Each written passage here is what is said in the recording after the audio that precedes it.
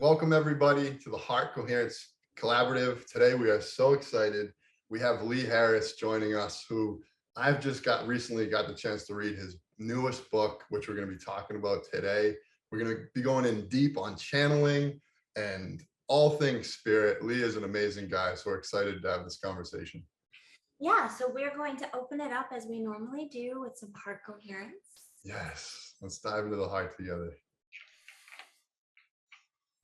So if everyone could focus your attention in the area of your heart, and imagine that your breath is flowing in and out of your heart or chest area, breathing a little slower and deeper than usual. Try a pace of 5 seconds on the in breath, 5 seconds on the out breath, in and out through the heart.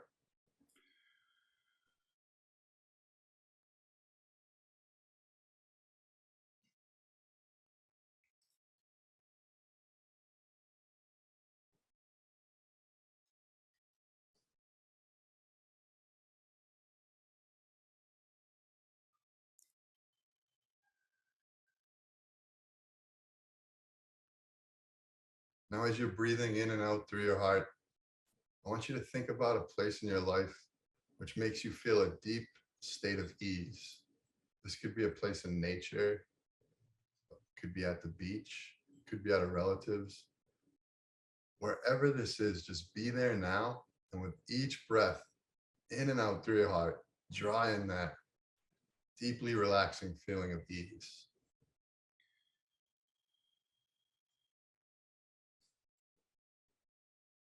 Hear the sounds of this place, smell the smells.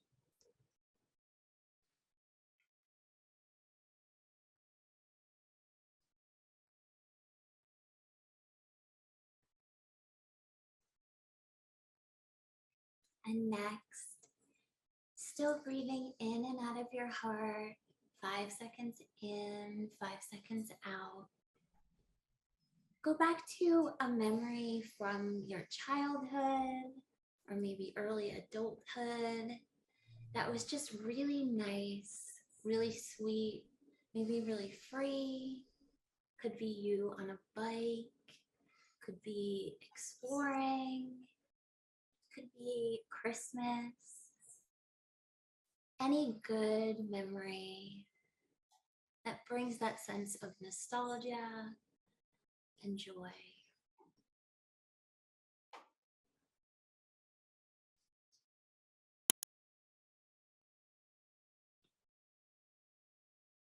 Now, as you continue to breathe in and out through your heart, think about someone in your life that you really appreciate.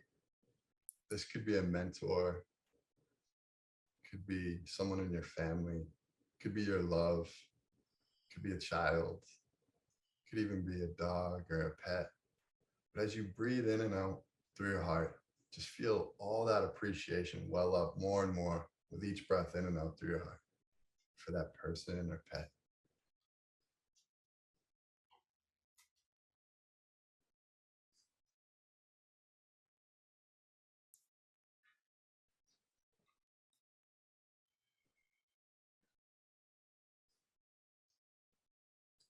Still breathing at that slow pace in and out of your heart. Recall and feel into the last time or a recent time that you were the receiver of appreciation or gratitude. Maybe it was a simple thank you. Maybe you got a really nice card or a love note. Maybe somebody told you how special you were and why. And if nothing comes up easily that you remember, just give yourself some appreciation in this moment. What are you doing well? Tell yourself that you appreciate yourself, that you love yourself.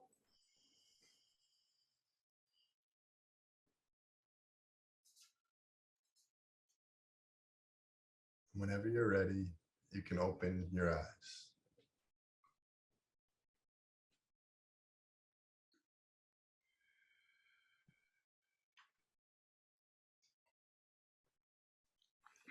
So welcome back, everybody. And welcome again to the Heart Coherence Collaborative. So excited to have Lee Harris here. He is doing such amazing work with his YouTube channel. If you haven't checked it out, go check it out. He has on so many amazing spiritual healers that he interviews, he channels, he gets in tune with music. He's doing so much, and I've recently just gotten into his stuff, and I'm so excited to dive in more. And I'm really excited to get to know him today on a deeper level. And so Leah's gonna read Lee's bio, and then we'll dive in. Lee Harris is the author of Conversations with Disease, Book 1, and Energy Speaks. A gifted energy intuitive and channeler, he leads a vibrant online community that reaches hundreds of thousands of people every month. His acclaimed online events, members community, The Portal, and top 50 spiritual podcast, Impact the World, are adventures into the deepest aspects of living, loving, and awakening. Lee is also an accomplished music producer and singer-songwriter whose acclaimed albums have charted as high as #1 on the iTunes and Amazon New Age charts. So welcome. And I feel like you're already my brother because you've had such a significant impact on my life already. So I'll just start off with a little story. Lee has this new book coming out, as Lee was talking about, Conversation with Disease, and I've had a chance to read that book. And not many times in my life have I read a book where it's actually changed the course of my life significantly. And Leah can attest to this, but because of this book, basically it's this channeling where a psychotherapist is asking all these questions to this entity, this body of energy that Lee channels. And the questions are so amazing. But one of the things that came about in me reading this book was these practices of getting in touch with spirit. And one of the things that you've talked about that you were doing is that you would start inviting in these spiritual beings in writing, calling them in. And I started practicing that, and I have felt this energy that I've never felt before. And I actually feel like I'm channeling. I'm not professing that I'm a channel, but it's doing something to me that has never been done. I'm in touch with spirit on a level that it's been a while since I felt this good. So thank you. I would love, just to start off by having you tell our audience the story of how you got to this point in your life. Well, firstly, thank you guys for having me here. And I'm so happy to hear that. It's amazing. Well, channeling for me was very much a kind of sidebar in personal development and metaphysics. It wasn't the thing I was interested in, and it wasn't the thing I was looking for. I was someone who, at the age of, when I first started channeling, I was 23.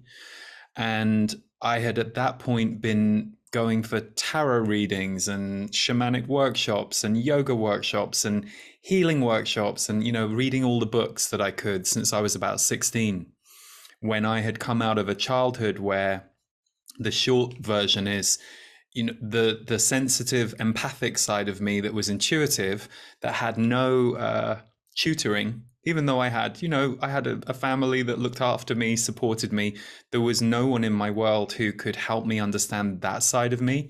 So I turned against myself and got into some really self-destructive behaviors. Yes. And then started to see the light again at the age of 16 and started to crawl slowly out of that. It took a few years, of course, to even get to the point where you're like, oh, okay, I'm okay. I'm connected again. But what happened for me was I was on the London Underground, which is the subway train, going to my job in fundraising.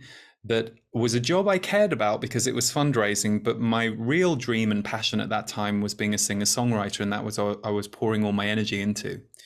So I was on the train, and I literally that morning was going through all of the thoughts in my head, of which I had many, and they were very judgmental. And at that point, I was just beginning to understand what self-attack was mentally. I was just beginning to understand that the negative stories we tell ourselves about ourselves, how they just keep locking us in and how they keep keeping us away from life. And I was just beginning to understand that part of my psyche and to begin to work with it. So lo and behold, the contrast of the channeled message was just profound. So I remember vaguely the first conversation, but what I do remember about it was I was going through a relationship issue I was having at the time, and I was convinced it was this other person's fault, as the ego will Always. do. I was like, well, this isn't my fault. This is clearly their problem. And just this voice from the left, literally, it was something along the lines of, that's a very interesting perspective, but you're wrong. And I was like, what? Because I'd never heard that. I'd heard my own thoughts. I had, at that point, I was about a year and a half into writing music for the first time and composing.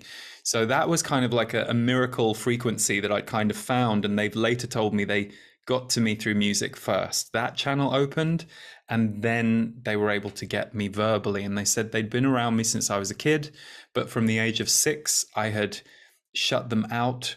And it's funny, I had this one recurring dream that I can now look back on and go, oh, that was them. It was these 2 very tall figures in my living room downstairs in the first house that we lived in. And I would come down the stairs at night from my bedroom, and I'd go into the living room, and there was this television in the corner. And people probably don't know what this is now, but do you remember when TV used to have like static? The channel would end the programming and it would be those black and white dots, and all you would hear is so the static would be happening. That's all I could hear. And in either corner of the room, there was this, what looked like a male figure and a female figure. And the female figure had like a very big blonde afro. And it wasn't, I say it's an afro, that's too literal, but I kind of think, well, was it like a big halo, or I don't know what it was. And they were literally going like this. They were trying to tell me something, and I couldn't hear it because of the television static. I had this recurring dream, the only recurring dream I had for years, and I never knew what it meant. And when I met them, I was like, was that you? And they were like, yeah. They were like, well, we'll try. They say that we all have the ability to connect with either our guides, the voices of what they call our oversoul or our higher self. For example, we're all influenced by each other right now.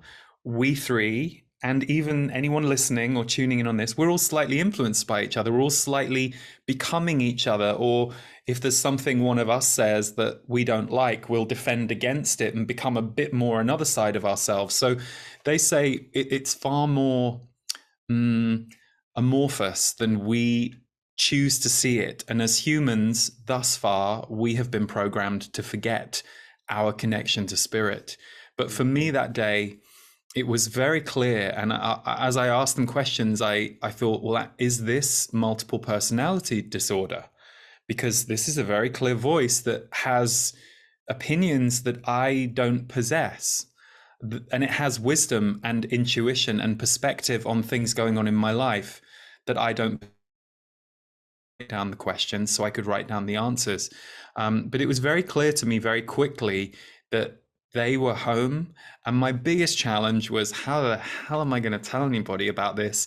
And I don't want to be that person who everyone thinks is, or, either they don't believe you, or they think you're making it up, or it scares them, or it makes them pull away from you. And I certainly experienced all of those things in the first few years. So, I learned pretty quickly, okay, well, this is a part of me that isn't going away. So how do I learn to live with it and through it? Yeah. So I think I heard you saying something about questions and answers. Did you start nurturing it by writing, by talking, by asking questions? What was your process in the beginning? It's funny, my process in the beginning and my process now are the same. So I could, for example, we could be talking now, and all I will do is place my attention for them, if I'm speaking to them in my head, if you like, is still to the left of my body. It's different for everybody, but for me, it's left and diagonal above my head. And there's a voice that's probably 2 feet above my head to the left. That's where the location point is for me.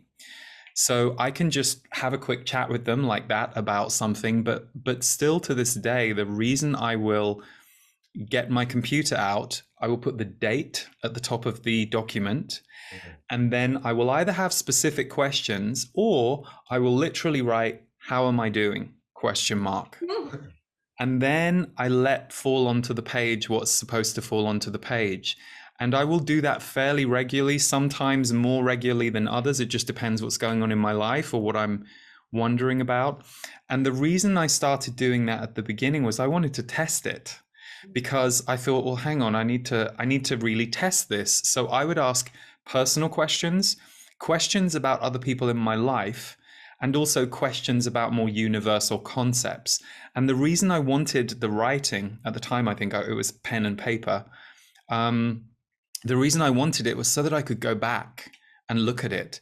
Even today, the reason I put the date is I'll sometimes go, oh, hang on a second, I think they said something about this like 6 months ago. And I'll go back and I'll pull through the papers and I'll find it and I'll go, oh. And so for me, it's not necessarily that I live by every prediction or I mobilize myself around their predictions, because I think you have to see it as a two-way street. Spirit is not in charge of your life. It is not in charge of your destiny and your free will, but it is here to help you walk a more coherent path with it. So I like to stay open to the things that come through, but I also like to be able to go back and go, and the big tell for me was the people in my life.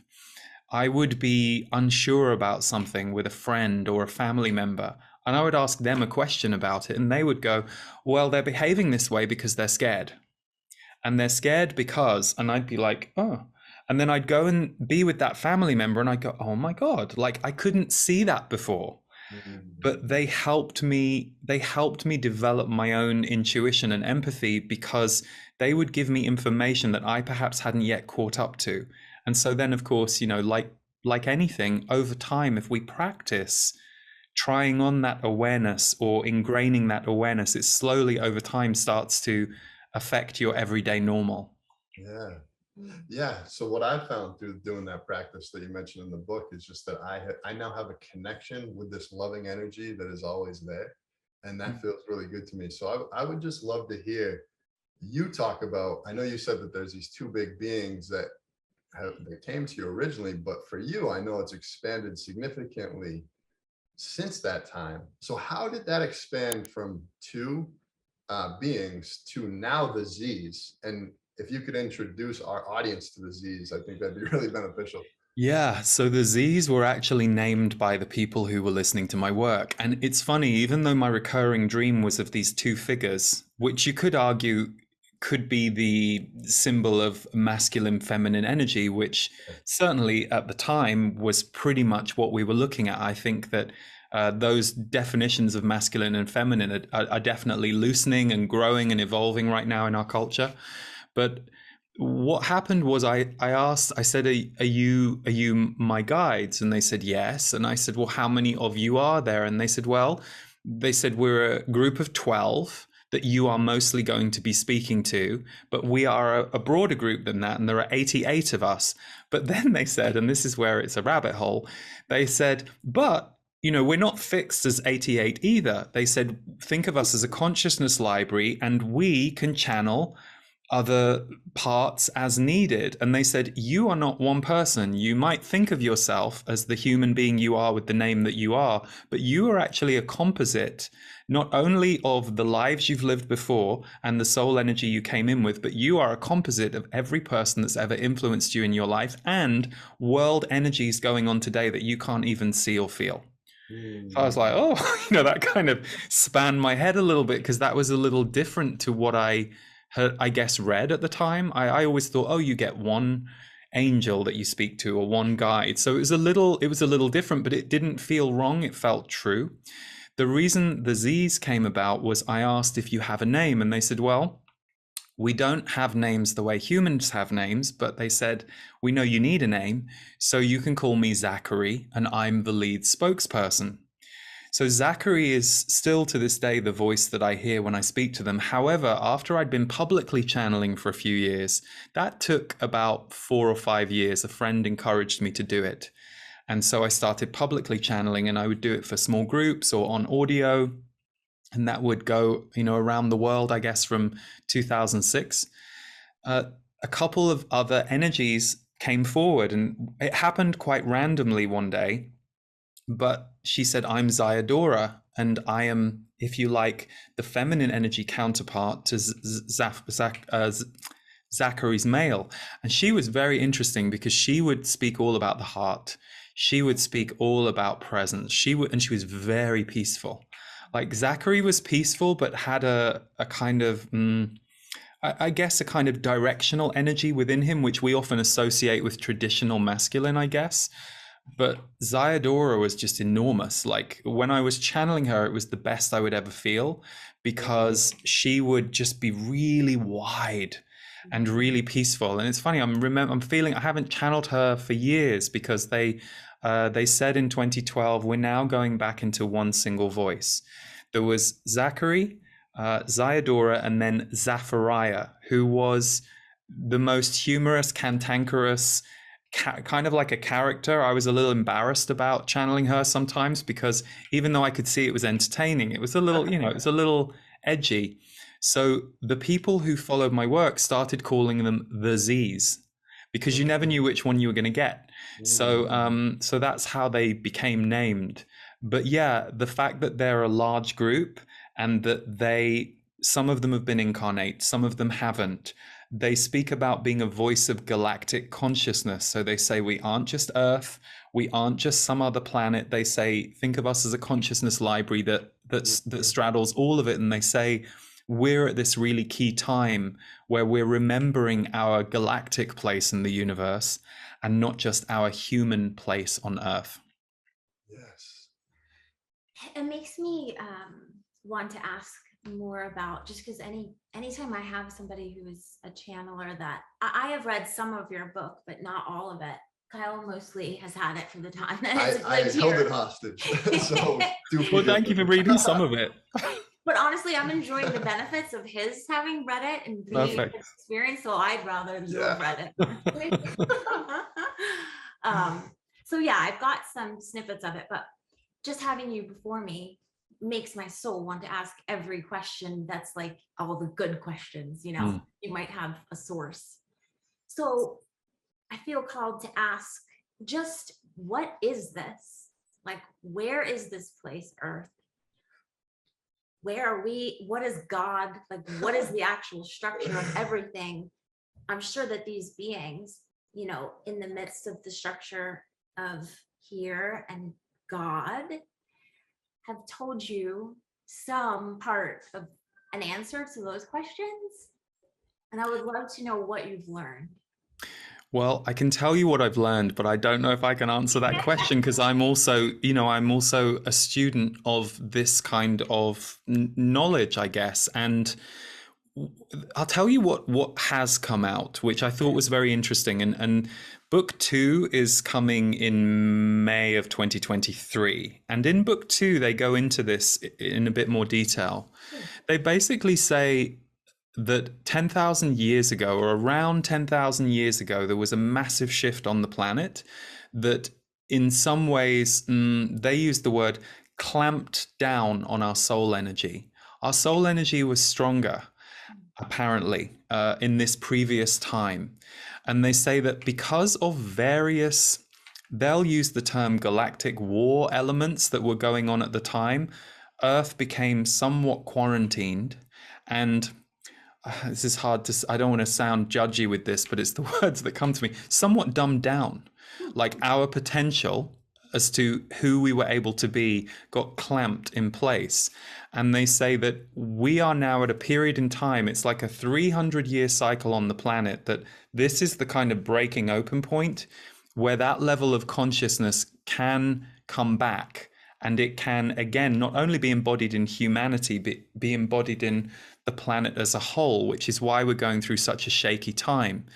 That's one of the things that they have said that has caught my attention a lot. And the way I live with that is I think, okay, well, I can't spend too much time trying to tune in on past history because I'm not somebody walking around remembering past history. And they say that's by design. They say a few people on the planet will be here to say, I remember everything. And their job is to awaken the rest of us. But that won't be happening to all of us. But what they talk about is the power.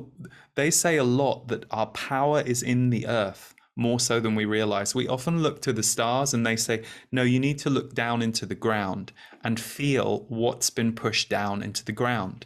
And they say that that's beginning to come online more now, and we're feeling it. And it's causing these tremors and aftershocks in our societal structures. They're very adamant about us not rejecting all of our systems. They say, yes, your systems need to be overhauled, but if they're all overhauled tomorrow, how are any of you going to survive? They say, so be careful about, certain, and I understand why people get passionate about this. People get angry at the way that we're living today. And I fully understand it, but they say the slower this takes place, the more people can awaken and get on board. So that's kind of what comes to me when you ask that question. I have never actually said to them, "It's a good question. Maybe we need to put that in a book." I've never. Write that down. Yeah. Well, you email that to me, and I'll give that to Diana because. But it's interesting because they one thing they do say, and this is something I experienced. They say we have no idea how vast we are or how vast this universe is. But it's not our job to know, it's just our job to remember that we're bigger than we actually have been programmed to believe. They say that's enough. From the human gravity suit and gravity memory perspective, all we're supposed to do is evolve. They say if you try and understand it, that it can kind of not even blow your mind, but blow your gravity. So I guess it depends. It's kind of a little bit like be careful what you go looking for. And I will say that one of the biggest gifts they gave me, because I guess like any young 20-something person who's striving to do something in the world, they really helped my ego let go of the idea that I knew anything. And of course, there are things I can say, well, I'm experienced in this. I've got an opinion to offer but what they really helped me do was whatever part of me thought I was going to find the answer to the universe, I was like, oh no, there is no answer to the universe. There are lots of answers that might blow your mind, or like in a certain period of your life are going to be the thing that you really need to lean into to go through that evolutionary theme you're in for that 3 to 5 years. But there is no one answer, and you're certainly not going to see it in this outfit, in this world. And I think for me, that was a good game changer. And it also helped me avoid a few gurus because, there were a few people out there going, this is the way. And I was like, well, the Z's have told me that there is no the way. There is the way for the individual at that moment in their journey and their culture that they're in. Spiritual truth is far bigger than any human could ever define it as. So that was helpful for me with guru culture. I was like, oh yeah, I know. I don't know if I want to follow your way. I want to be able to come in freely, take what works, and I want to be able to leave freely. Yeah. Yeah, you can always count on Leah to ask the simple questions like, what is God and what is Earth? But, while I have you on the line. Yeah, tell me, who's God? But yeah, so, reading your book, which I really recommend everybody listening go get, because it does really do something to you. But one of the things I really enjoyed was, my whole life, I've kind of had this perception when people talk about like say 9D or 12D or 5D or 7D, that it's out there, that there's something out there. And in your book, you talk about how it's here, like these things are here. And when in that book, when the Z's started talking about it, what it really did was it allowed me to feel comfortable accessing and inviting in those spirits. But I'd love for you to talk about how different densities and energies exist here. Yeah, I think many of us, when we first heard of these dimensional concepts, had a similar thing to you. And I certainly came from, because I started my spiritual awakening about 30 years ago now at the age of 16.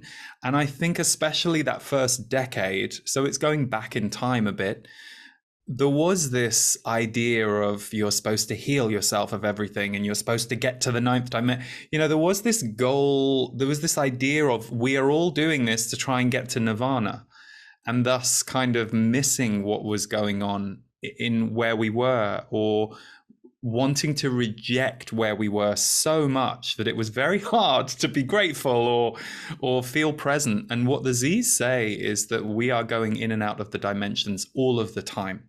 So they say on any given day, you might go from the third dimension, which is very, they say it has a lot of beauty in it. Actually, it gets a bad rap, but it's very functional, it's very grounded, and it's very much of the consciousness of what you might call average humanity. So in the third dimension, we tend to be the most human in our belief systems and our conditioning, and we tend to think kind of the way that most of the world would think. And thus, those are the experiences we create.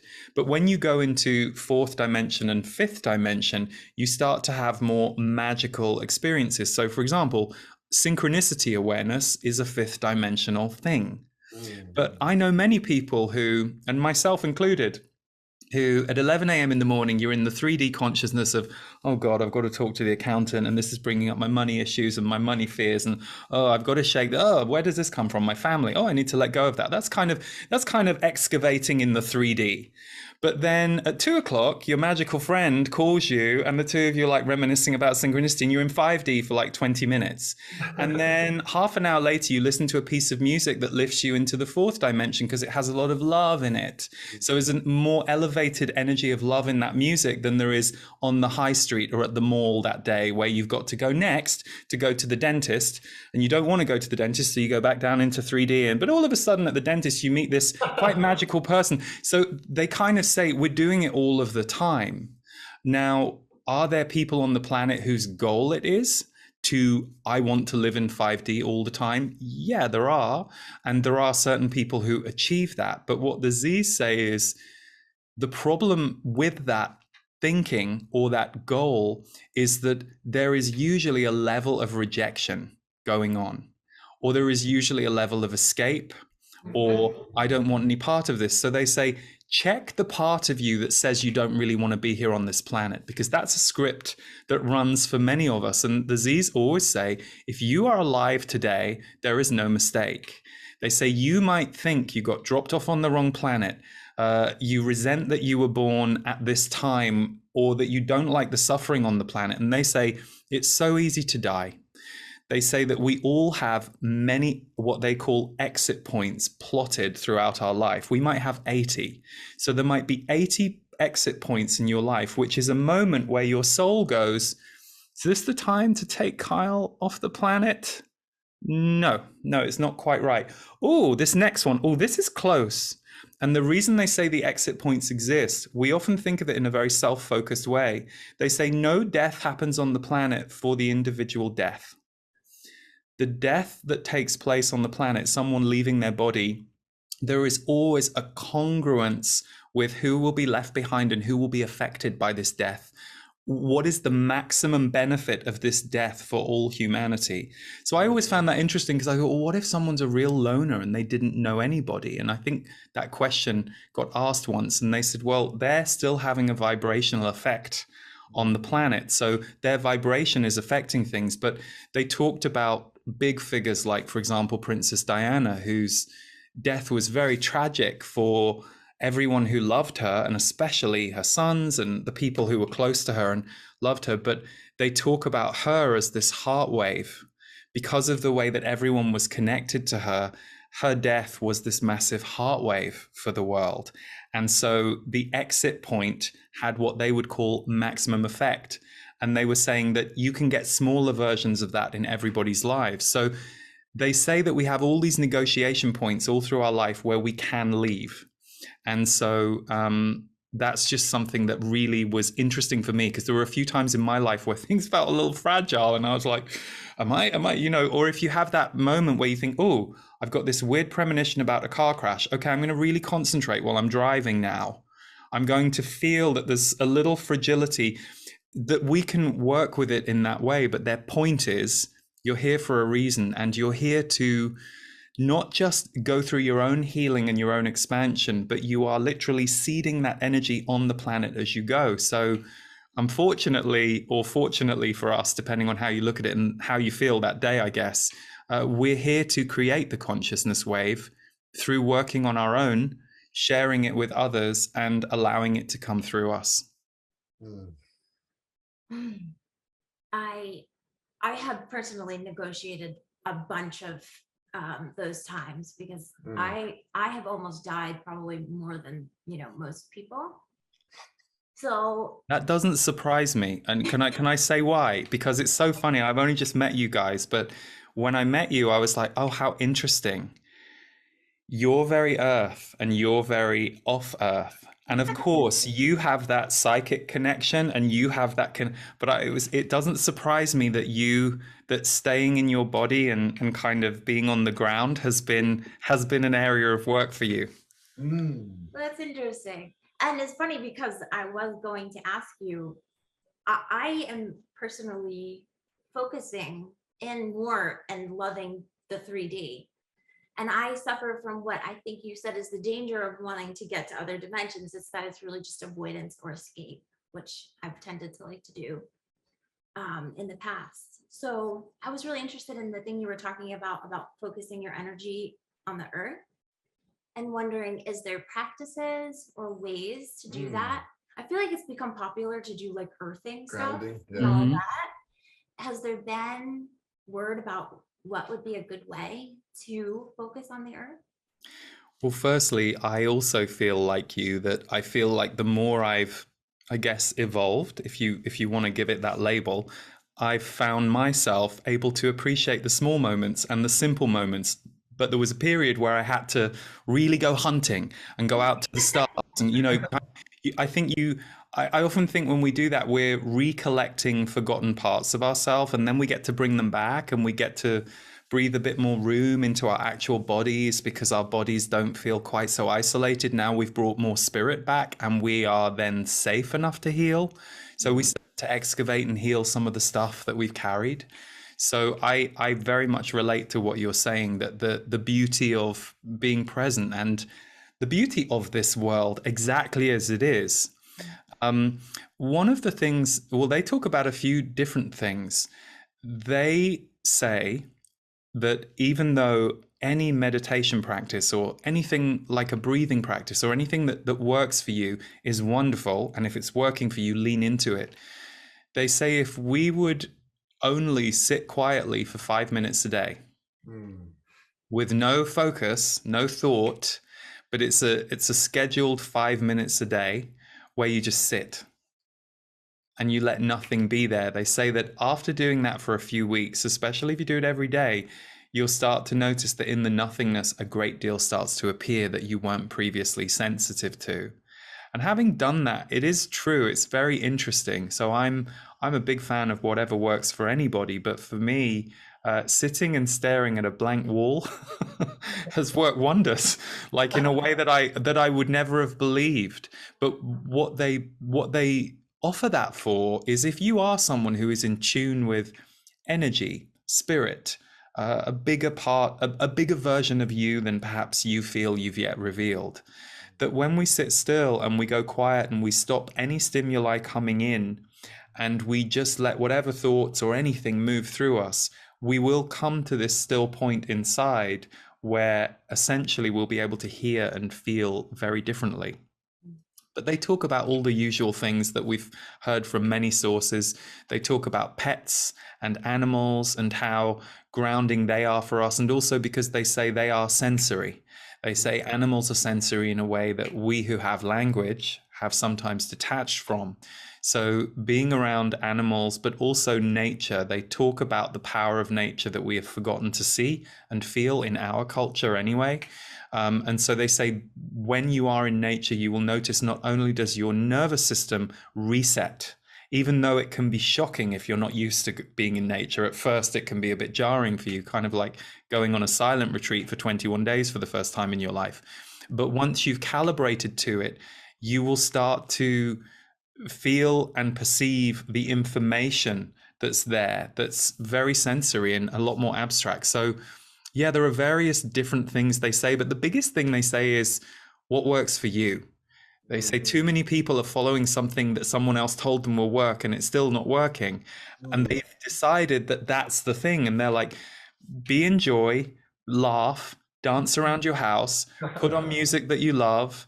Perhaps heavy metal music helps you feel calm. Like they say, don't judge the thing. We're all unique, and there are all of these different things on the planet that can help us connect and feel more at peace and more in our hearts. So yeah, a whole smorgasbord, I guess.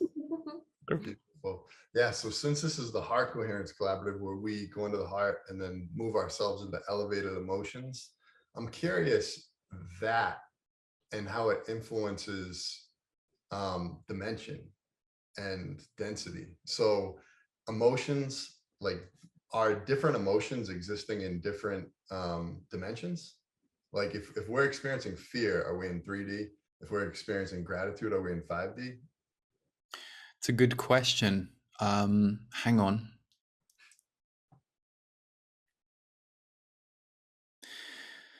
No, fear does not belong in the third dimension, but fear is a man-seeded energy. So it's an energy that has been seeded within us that will hold us there. So it's not so much that any of these emotions exclusively exist in those dimensions, but they will tether us to those dimensions. So fear is not from the third dimension. It's an energy that exists that will make it very hard for you to move through the dimensions. And certainly in, I would say, the first half of 2020, fear was a dominant energy on the planet, which is why we saw so much imbalance, hysteria, fear, judgment, protective energy. So yeah, that's what they gave. It's not that it's not that it belongs to that dimension, but it will keep you limited in that dimension.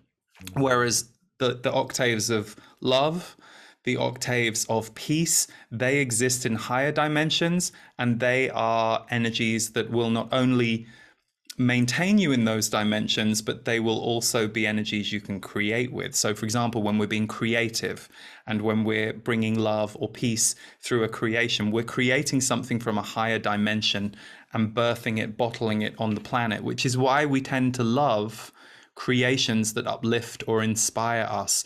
It's not even the creation or the creator that we're really after, it's the frequency, because we want a taste of that higher dimension. Thank you. The last thing that I would be interested in your perspective on is hearing that you were, seems like a naturally empathic kind of kid. I feel like a lot of people talk about being empaths, and there is this association of that. Most people who are empathic, it's because of trauma. No, it's when you're a child, if the situation is unstable or traumatic, you have to be highly attuned, and so you develop that. I'm wondering what you feel like is your personal experience or the truth about that. Is that part of your story? Do you think you were just born? Well, my perspective on it is that the Earth is a traumatized planet, right? Yeah. And it's not that it isn't also a beautiful planet and a planet that has light and love and celebration, but certainly in my lifetime, I feel like we are just now in the last decade or two really beginning to have a more open, overt, and widespread conversation about the trauma that exists in us and how it affects us and how it influences what we do in the world. And of course, some of the most heinous acts against other people come from deeply traumatized people, even if it's deeply repressed and unconscious. So if I think back to my childhood, like many empaths, it's funny, isn't it, when you saying to me, oh, you were clearly very empathic as a child. And it's true, I was, but I didn't understand. So the way I dealt with my empathy was not a healthy way. I was taken to Weight Watchers age 10. I was the only kid in the room at Weight Watchers. And then I was in and out of diet clinics all my teenage years because I was binge eating in secret as my way of coping. So I developed that probably around age 8. And I really only started to break free of it age 16 and really was kind of mostly done with it by my early 20s, I would say. So and it's, of course there are echoes, but you know what I mean, like that being like an obstacle in my way, in the way I could progress. So I kind of feel like every empath is different, and there are some empaths who have, I don't know if they have become empathic because of the trauma they were around, but I think usually they have to recover the true heart and gift of their empathy from being in response to trauma. So, any of us who are people pleasers, when did we develop that? Was it just as simple as, oh, well, if we're really nice to dad, he'll get us that thing we want? Now, usually people pleasing was developed as more of a survival skill than oh, I'll see what I can get out of this. And so, but I think as a society, that's rife. I think we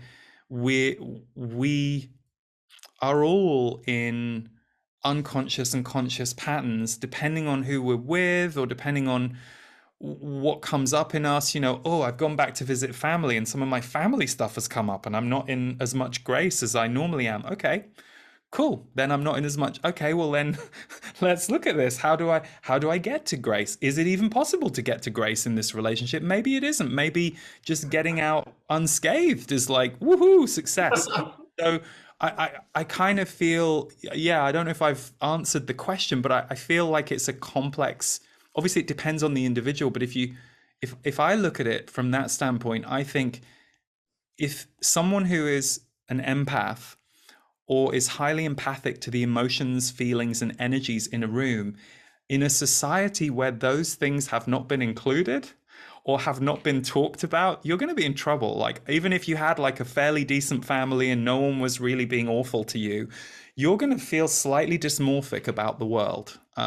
So that's why I think it's great that these days we have a bit more education so that the parent who has clearly a highly sensitive child, in the 60s or the 70s, maybe that was hard to deal with. But now it's like, oh, my friend told me about this internet group for parents of highly sensitive children. We don't know what this is, but let's go and have a look. And lo and behold, as they go through that process, they're like, oh, I think I'm a highly sensitive child too. I had to bury her. My child is, so that I kind of see it in that way. That's how I see it anyway. That makes sense. Great. So I would love to just end by you telling our audience about your book that's coming out, which I love, and then also just any other ways that we can support you and get in touch with you. Thank you. Well, one of the things I do every month, which is free and is on YouTube, on the first day of the month, I do something called an energy update. It's about 25, 30 minutes long. And the Z's will give me usually 7 or 8 headlines of themes or energy experiences that are going to show up in the month to come. So of course, I never imagine that anybody watching is going to find themselves in all 8, but there might be 1 or 2 that really resonate with you, and hopefully I might say something that's helpful about them, or even just hearing me verbalize them makes you go, oh, okay, I'm not alone. So I think a lot of my work focuses around energy awareness from the more grounded standpoint. So I work as an energy intuitive or a teacher in that way.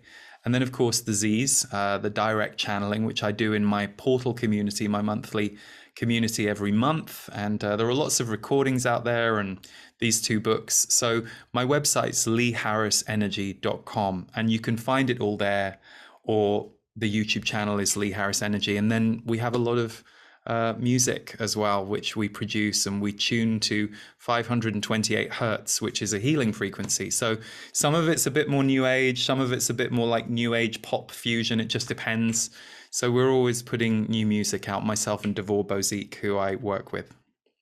Thank you. This has been such an enjoyable conversation.